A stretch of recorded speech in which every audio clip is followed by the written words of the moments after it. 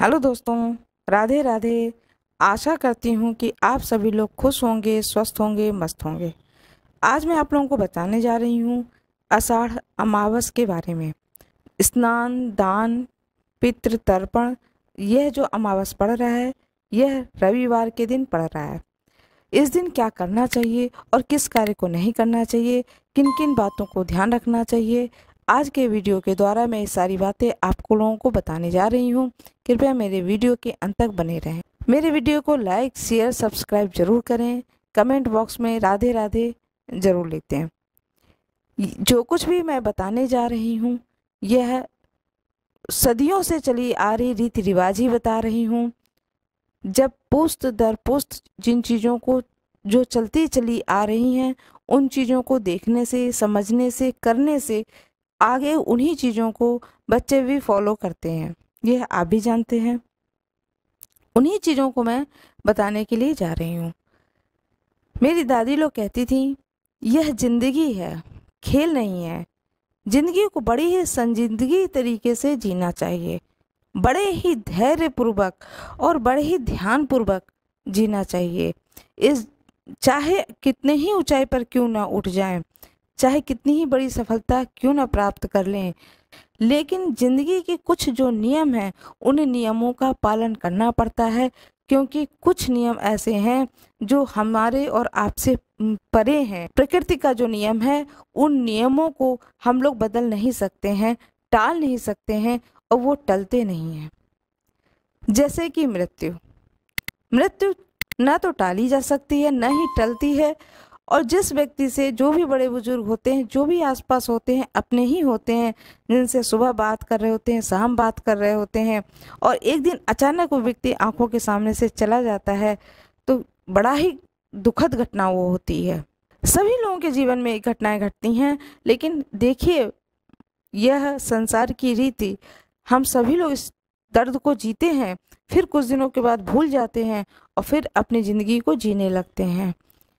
लेकिन कुछ थोड़े थोड़े कर्म उस व्यक्ति के लिए भी जो हमारे बीच थे, अब वो हमारे पूर्वज हो चुके हैं, उन लोगों के लिए भी थोड़े थोड़े कार्य, छोटे छोटे कार्य करते रहने से उन्हें भी, उनकी आत्मा को भी प्रसन्नता होती है। और जब वो प्रसन्न होते हैं तो जो भी धरती पर रहते हैं उन्हें आशीर्वाद देते हैं।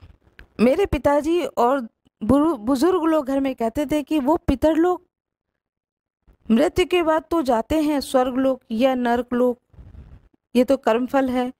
लेकिन जब वो धरती पर आते हैं तो जिस घर में व्यक्ति रहता है या जिस घर में उनके बच्चे परिवार रहते हैं, वो उसी घर के छत पर एक बार जरूर आते हैं, चाहे वो कौवे के ही रूप में क्यों ना आए।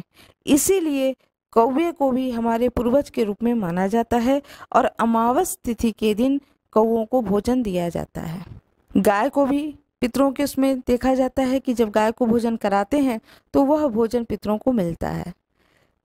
इसमें कितना सच है, कितना झूठ है, ये तो मैं नहीं जानती, लेकिन ये आज से नहीं, बरसों से चली आ रही रीति है, तो निश्चित इसमें कुछ न कुछ तथ्य जरूर है। कुत्ते को भी रोटी दी जाती है। अमावस के दिन गाय, कुत्ता और कौवा, इन तीन को जरूर कुछ न कुछ खिलाना चाहिए। वैसे लोग खिलाते हैं, पूड़ी बना लेते हैं तीनों के लिए। घर में जैसे अमावस के दिन लोग पूड़ी बना लेते हैं, 10-12 पूड़ी बना ली, उसमें से 3 छोटी छोटी पूड़ी बना ली जाती है। तो एक गैया के लिए, एक कौवा के लिए, एक कुत्ता के लिए। उसके ऊपर कुछ नहीं है तो शक्कर ही रख दिया और एक पूड़ी छत पे दोनों में करके रख दिया, एक गाय को खिला दिया और एक बाहर कुत्ते को खिला दिया। खिलाना चाहिए, इससे उन पितरों को भी तृप्ति मिलती है और जब वो पितर तृप्त होते हैं तो हम लोगों को भी आशीर्वाद देते हैं। ऐसा सदियों से नियम चला आ रहा है, मैं कोई नई बात नहीं बता रही हूँ, यह सदियों का नियम है, उसी नियम को मैं बता रही हूँ। अमावस के दिन, हर अमावस के दिन एक कार्य हर इंसान को करना चाहिए।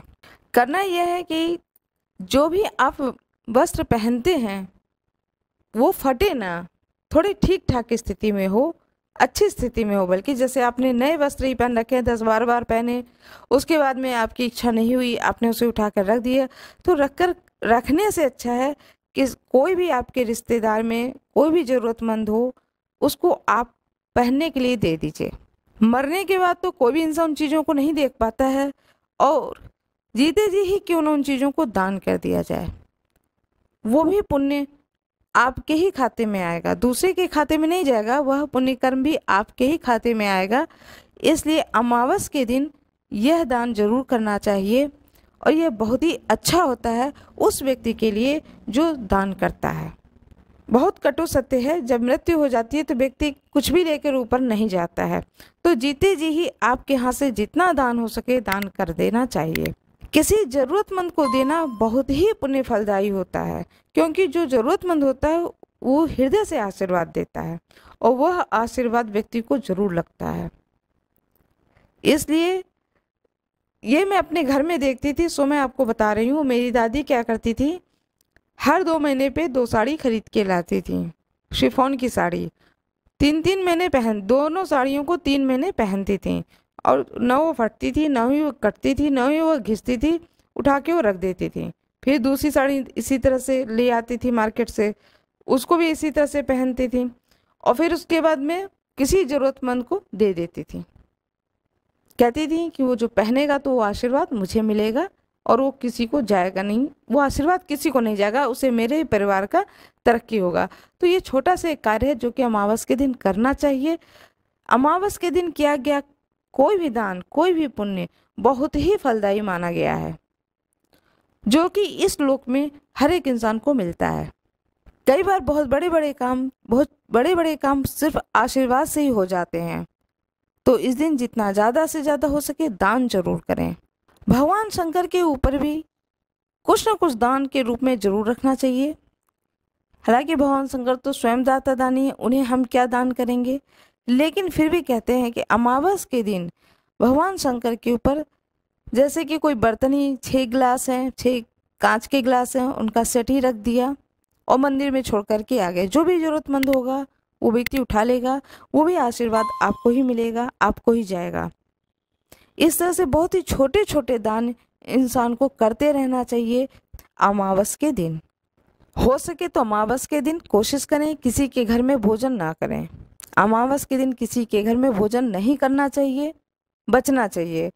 यह वीडियो कैसा लगा, लाइक कर दीजिएगा, शेयर सब्सक्राइब कर दीजिएगा, कमेंट बॉक्स में ज़रूर बताइएगा कि मेरा यह वीडियो कैसा लगा। धन्यवाद।